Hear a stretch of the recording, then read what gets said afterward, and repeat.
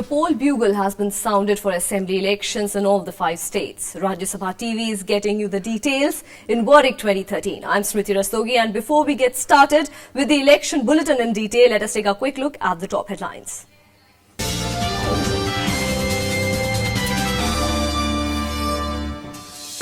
Campaigning for Chhattisgarh ends as state prepares for the second phase of polls on Tuesday. Heavy security deployed.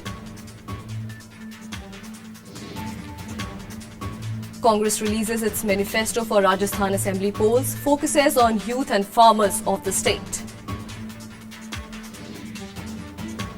775 candidates filed nominations on last day for Delhi Assembly polls. 1,178 candidates seek to contest in the December 4th elections. And 562 candidates pull out from the fray on the last day of withdrawing nominations for the Assembly elections in Rajasthan.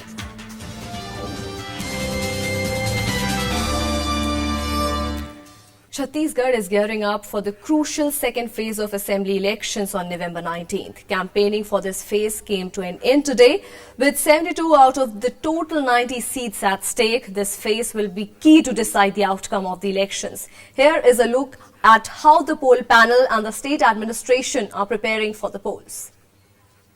As campaigning ended in Chhattisgarh on Sunday, all eyes will now be on the second phase of polling, which will be instrumental to who will form the next government in the state. 1.39 crore voters will come out to vote on November 19th. The fate of 843 candidates will be decided in this phase. 72 assembly seats out of the total 90 are up for grabs. More than 18,000 polling stations have been set up for the second phase. The first phase of polling saw Maoist-affected area vote under heavy security cover. Administration is not taking any chances in the second phase either. There's heavy security arrangement in some of the areas due to Maoist presence, mainly in Mahasamund, Garyaban and Dhantari. Security has been tightened in the northern part of the state as well. Rajya Sabha television today has reached Jashpur in Chhattisgarh to take stock of security measures here. Jashpur has 3 assembly seats. It is a Naxal-affected area and is a tri-junction and has borders with Latehara and Gumla of Jharkhand and Sundargarh of Orissa. These are hardcore Naxal-affected areas. A joint control room has been established to ensure communication and coordination between CRPF, CISF, BSF and local police. These measures are taken to ensure that smooth polling takes place on November 19th. The BJP-led government is hoping for a third term in the state. For these 72 seats, the contest has been even in the last 2 elections. In 2008, BJP and Congress had won 35 seats each, while BSP won in 2 seats. This year, Congress hopes to turn the picture around and regain power in the state after 10 years. The results will be out on December 8th. Bureau Report, Rajya Sabha TV. And our correspondent Scrutiny Mishra caught up with the district magistrate of Jashpur in Chhattisgarh. He gives us an insight into how the Maoist-affected area has been preparing for the second phase of assembly polls, which is on November 19th.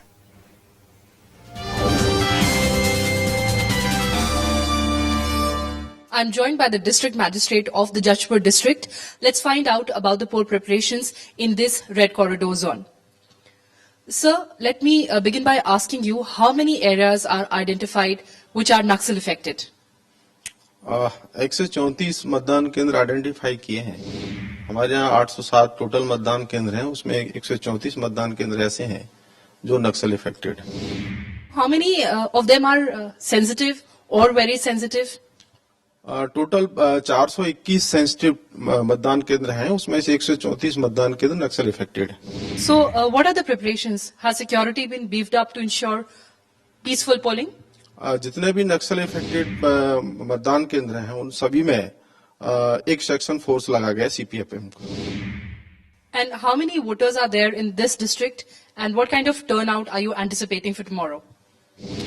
जिले में total 5,75,000 मतदाता है और इसमें लगभग 80% turnout होगा.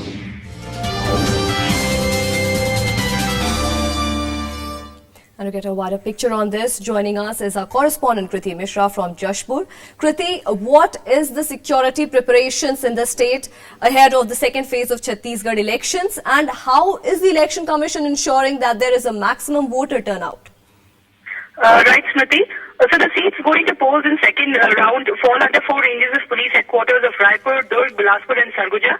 If we talk about 2008 Assembly elections, the Naxals had looted around 35 EVMs and around 28 people were killed. So in order to avert that kind of situation, this time around focuses on proper coordination and communication between paramilitary forces and local police. They've been asked to strictly follow standard operation policy and adopt zero tolerance policy. Every vehicle is stopped and thoroughly checked to avoid any permeation of explosive and cartridges. And one more point I would like to bring to our viewers' notice is that in certain pockets of Chhattisgarh, political fragmentation has been witnessed. So special teams have been constituted to see that no violence takes place and law and order situation is maintained. And if we talk about election commission, so election commission has reviewed the arrangements with the state and district administration and made an elaborate arrangement to ensure security and smooth polling process and safety of poll conducting personnel as well. And of course, after 67% turnout in the first phase, EC is anticipating greater participation this time around. Right, Kriti. The first phase of elections in Chhattisgarh, which had taken place, were in the most Naxal affected areas. It was the worst affected Naxal areas, that was Bastar and Rajnandgaon. The second phase of elections, which will be day after tomorrow, which are the areas which are Naxal affected? My first question. And second thing, how are the authorities prepared to tackle this threat? In the second phase also, there are places in Chhattisgarh that share borders with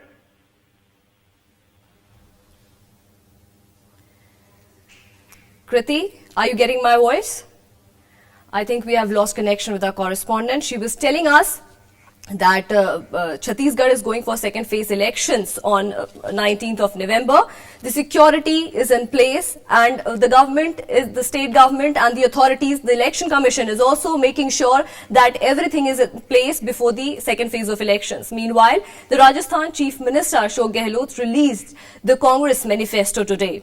And this was for the forthcoming assembly polls in the state. The manifesto mainly focuses on youth and farmers of the state.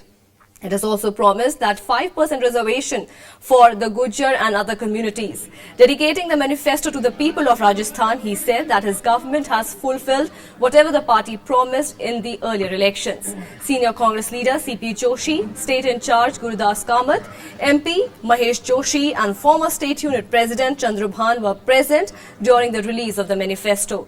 The ruling Congress is fighting a stiff battle against the BJP in the state, which is going to polls on December 1st.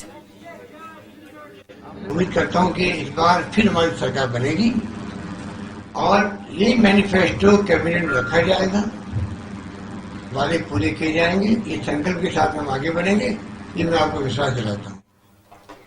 And 562 candidates pulled out from the fray on the last day of withdrawing nominations for the assembly elections in Rajasthan.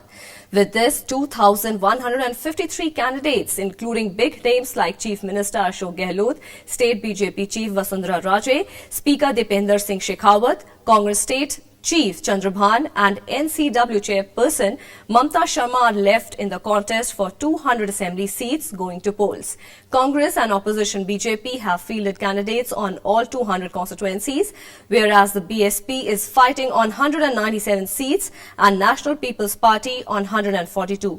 896 independents are also contesting the polls. Chief Minister Ashok Gehlot will contest from Sardarpura seat in Jodhpur district, while BJP State President Vasundhara Raje will contest from Jhalra seat. And a total of 75 candidates have filed nominations on the last day of filing of papers for the December 4th assembly elections in Delhi. So far, 1,178 candidates have filed nominations for the elections to the 70-member assembly. The scrutiny of nominations will be done on Monday. A total of 24 candidates, including Chief Minister Sheila Dikshit, BJP's Vijayendra Gupta and AAP's Arvind Kejriwal filed their nominations from New Delhi constituency. BJP's chief ministerial candidate Harshvardhan has a total of 12 candidates opposed to him. Congress is fighting polls in all the 70 constituencies, whereas the BJP has fielded candidates in 66 seats, leaving 4 for its ally SAD.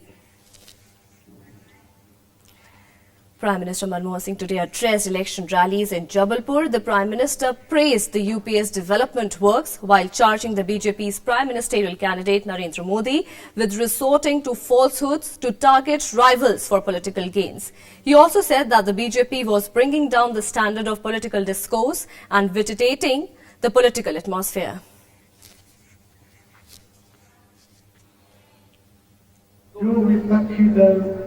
हम पर ये आरोप लगाते हैं कि हमने देश के विकास के लिए मेहनत से काम नहीं किया।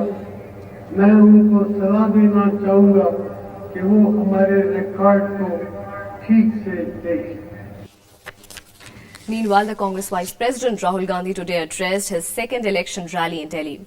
Praising the achievement of the Sheila Dikshit government, he said that the Delhi is a model of development which is worth emulating. Congress Vice President and star campaigner Rahul Gandhi today addressed an election rally in Ambedkar Nagar. It was his first rally after the nomination process ended in Delhi on Saturday. Rahul lauded the Sheila Dikshit government while listing many of her government's achievements in the last 15 years. Sheila जी की सरकार ने यहाँ पिछले सालों में दिल्ली को बदल डाला है और इस बात को ऑपोजिशन के लोग भी स्वीकार करते हैं। अब इंफ्रास्ट्रक्चर देखिए, इंटरनेशनल एयरपोर्ट बनाया, दिल्ली को बाकी दुनिया से जोड़ा। Rahul Gandhi praised both the development model and the infrastructure in Delhi. He sought a fourth term for Sheila Dikshit to help her continue the development. जिनका ट्रैक रिकॉर्ड है, जिन्होंने काम करके दिखाया है, और दूसरी तरफ बीजेपी है जो बात जरूर करती है, बड़े बड़े भाषण करते हैं, मगर यहाँ उनका रिकॉर्ड आप जानते हैं। तो जब चुनाव होगा, आप कांग्रेस पार्टी को समर्थन दीजिए, शीला जी को समर्थन दीजिए और यहाँ कांग्रेस पार्टी को जिताइए और ये जो प्रगति दिल्ली में हो रही है उसको चलने दीजिए। It was the second rally for Rahul Gandhi in Delhi. He addressed an earlier one in the Nangloi constituency as well. Rahul Gandhi in his speech today highlighted many important achievements of the Sheila Dikshit government. He requested the voters to vote for Sheila Dikshit again on 4th of December. Now this is the voters' turn to reject or go ahead with the Rahul Gandhi's appeal on 4th of December. With camera person Nilesh Pandey, this is Ravinder Singh Shoran for Rajya Sabha TV. The BJP has moved the Election Commission once again, seeking action against Congress Vice President Rahul Gandhi for making controversial remarks at a poll rally in Chhattisgarh. In its complaint, the party accused Rahul Gandhi for violating the Model Code of Conduct. The complaint has sought stern action against him.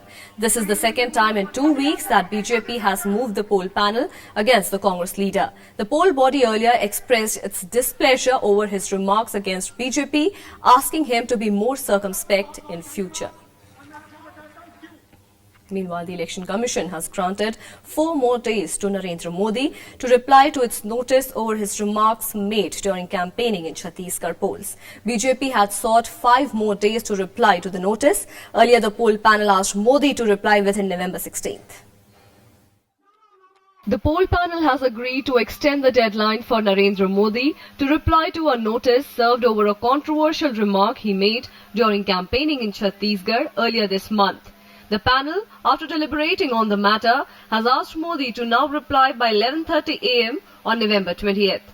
Modi and the BJP sought additional time of a week to reply to the notice as the Gujarat Chief Minister was busy campaigning for elections. Notice मिल गया है हमको और notice का अध्ययन भी party ने किया है क्योंकि नरेंद्र मोदी जी इस समय जो हमारे 5 राज्यों का चुनाव हो रहा है उन चुनावों में व्यस्त है, इसलिए उनसे डिस्कशन बैठ करके नहीं हो पा रहा है। इसलिए हमने चुनाव आयोग से अपील की है, रिक्वेस्ट की है कि वो हमें नोटिस का जवाब देने के लिए अभी 1 हफ्ते का समय और दें। The Election Commission had issued a notice to Modi on November 13th to reply as to why action should not be initiated against him for his remarks, allegedly in reference to the Congress poll symbol, which is a picture of a hand. The Commission received a copy of the video CD of Modi's speech on November 7th in Dongargarh, Rajnandgaon, along with the remarks of the returning officer before the notice was served. The notice said, and I quote, "It has been prima facie observed that by making the aforesaid statements, you have violated the provisions of the Model Code of Conduct." Unquote. The poll watchdog has said that the Model Code of Conduct was enforced in Chhattisgarh in the run-up to polls. The second phase of assembly polls in Chhattisgarh will be held on Tuesday. The panel has already issued a notice to Congress Vice President Rahul Gandhi for controversial remarks during election campaigning and asked him to be careful in future. Bureau Report, Rajya Sabha TV. And with that, time for a short break. More election news on the other side. Stay with us.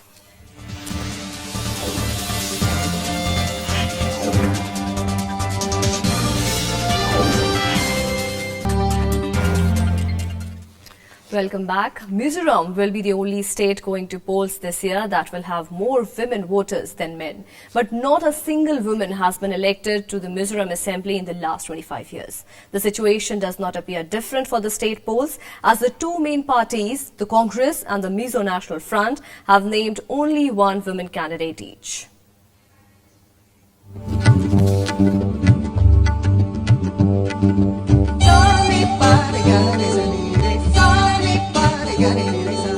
Women form a majority in Mizoram, which should of course indicate that issues that matter to them will dominate election campaigns here.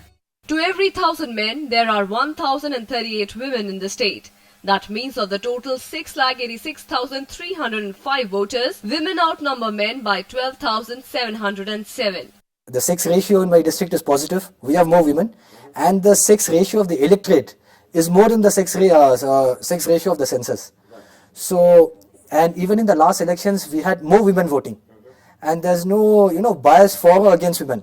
Despite the statistics, the ruling Congress that promised to nominate more women this time around fielded only one candidate. Tickets are distributed on the strength of winnability. Just because there is a woman and should give ticket, and if she loses, then you can lose your entire government also. Therefore, only those people who are deserving and at the same time who has the capacity of winning. The main opposition, the Mizo National Front, which inducted the first and the only women minister in 1987, has also nominated just one woman. It's the same story with the Mizoram People's Conference. The junior partner of the Mizo National Front in the Mizo Democratic Alliance, the ZNP, it's the same story with the Mizoram People's Conference. The junior partner of the Mizo National Front in the Mizo Democratic Alliance, the ZNP, is going alone in the coming polls. But it hasn't nominated any women candidate. Besides, the two candidates nominated by the political parties, only two other women are contesting as independent candidates. So far, only 3 women, one in 1979, one in 1984 and one in 1987 have made it to the Mizoram Assembly. And of the 3, only one managed to become a minister in 1987. Amritanshu Rai with Bureau Inputs, Rajya Sabha TV, as well Mizoram.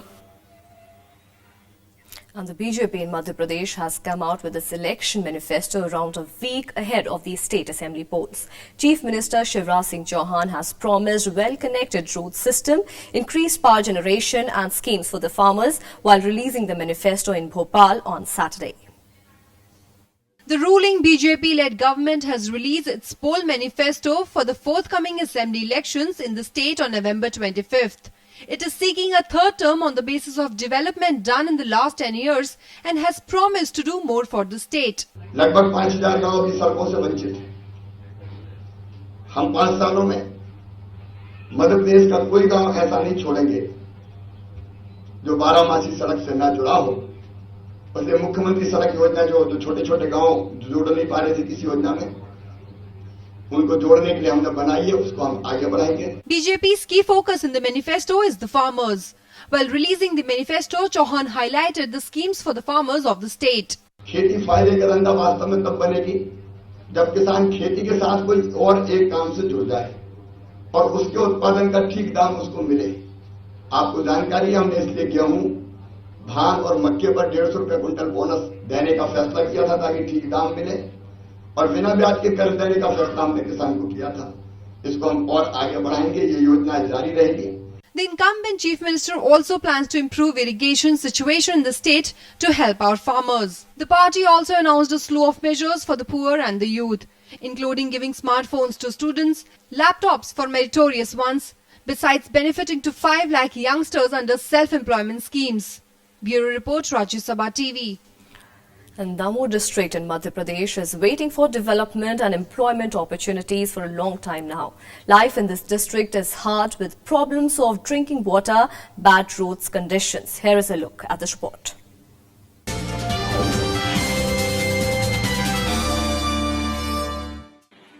Damoh district is located in the revenue division of Sagar. The existence of Damoh can be traced back to ancient times and has been mentioned in the Ramayana as Damyantipur after the name of Queen Damyanti, wife of the king Nal. The district is one of the backward regions in Madhya Pradesh and has a list of problems that have persisted over the years. The district has acute drinking water shortage. Water tanks have not been built in many places. BJP Minister Jayant Mallya has been winning elections from the Damoh seat for the past 10 years, but the district hasn't seen much progress.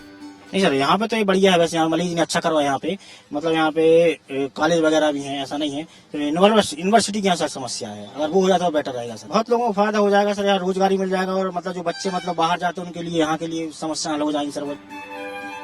Road connectivity to villages and other cities like Panna and Jabalpur are in bad condition. Roads within the Damoh district headquarters are also in a terrible state. ये काम चल रहा है जो रोडों का, इस रोडों के काम में सरकारी डिपार्टमेंट के जो भी अपने यहाँ के जिला मजिस्ट्रेट, कलेक्टर वगैरह वो आके यहाँ निगरानी करें, नगर पालिका से ना करवाएं। नगर पालिका के अधिकारी पूरे घूसखोर है। Damoh district is economically backward because of the unfertile land and lack of irrigation sources. Each member of a family, including children, assists the elder to improve economic condition of their families. The district has maximum school dropouts.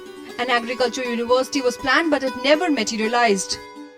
हमारे माननीय विधायक जी अगर अपनी यहाँ की जनता उनको अपना vote देती है और नेता बनाती है तो सबसे पहले समस्या का समाधान पानी होगा। मध्य प्रदेश की भारतीय जनता पार्टी की सरकार ने बुंदेलखंड विकास प्राधिकरण के माध्यम से एक आयोग का गठन किया और उस आयोग को लगभग 1200 करोड़ रुपए का बजट भी निर्धारित किया। उसके माध्यम से 5 जिलों में लोगों के जीवन उत्थान के लिए भारतीय जनता पार्टी की सरकार प्रयास कर रही है। Damoh district has 4 assembly constituencies. Patharia, Damoh and Hata are with BJP and Jabera is with Congress. BJP and Congress had a tough fight in Damoh seat and the difference was only 130 votes in the last assembly polls. BJP minister and candidate Jayant Mallya is facing huge anti-incumbency factor and he is fighting against Congress candidate Manmohan Singh. Patharia assembly seat can also turn out to be a tough contest between the two parties. Damoh जिले की चारों विधानसभा सीटें कांग्रेस के पक्ष में है। जनता ने दमोह की जिले की चारों सीटों की जनता ने बीजेपी का पूरा चेहरा देख लिया है। इनका कहना कुछ और रहता है, करना कुछ और रहता है। इसमें कहीं किसी प्रकार की कोई शंका शुबा नहीं है कि इस बार हम फिर से दमोह जिले की चारों विधानसभा सीटें जीतने वाले हैं। Most of the people in Damoh live in rural areas and below the poverty line. Beedi cultivation is the major source of income for people here. The district has a large plantation of beedi leaves. The only industry in Damoh is a cement factory, but locals rarely get an opportunity to work here. People in Damoh district have been voting for the ruling government for the past 10 years, but the city and the district hasn't seen any development. There are no good schools and no good roads. People here in the district demand the government and the political parties to provide at least good communications for the district. With camera person Dinesh Rai, I'm Rajkamal Rao for Rajya Sabha TV in Damoh. And for more on this, we'll go live to our correspondent Rajkamal Rao from Sagar. Raj, what was new in the manifesto released today by the BJP state unit in Madhya Pradesh, and how is it different from the Congress's manifesto? Smriti, the focus was very clear for BJP and as well as the Congress. BJP have been focusing on farmers and the youth. Madhya Pradesh has 23 lakh youth, the first time voters who are going to cast their votes this time. The focus was very clear for BJP as well as Congress. BJP is offering smartphones and as well as fee reimbursement for hostels and colleges in which they are studying. Congress did the same thing in the manifesto in last week. They also offered some kind of fees waivers for the college goers, and as well as the medical colleges the BJP today offered are going to impact the youth, and they are trying to capture the 23 lakh youth voters who are the first time voters this time, Smriti. And how is the anti-incumbency factor playing out in the state? Raj? See, anti-incumbency factor will impact the BJP most, but there are certain districts like Narsinghpur, Chhindwada, where Congress has significant number of seats. The local candidate selection has impacted, and they also had fights with the selection of the candidate. So the selection of the candidates and the local leadership defaulters, especially the candidates party, does not have local leadership in districts like BJP dominated districts, especially Jabalpur and as well as some Bundelkhand region. There, BJP and Congress both have some kind of anti-incumbency factor, in the special players like Gondwana Ganatantra Parishad and Uttar Pradesh parties like Samajwadi Party and BSP are also going to impact polls in Madhya Pradesh, Smriti. And you have been there for quite some time. So what are the people's demands from the political classes?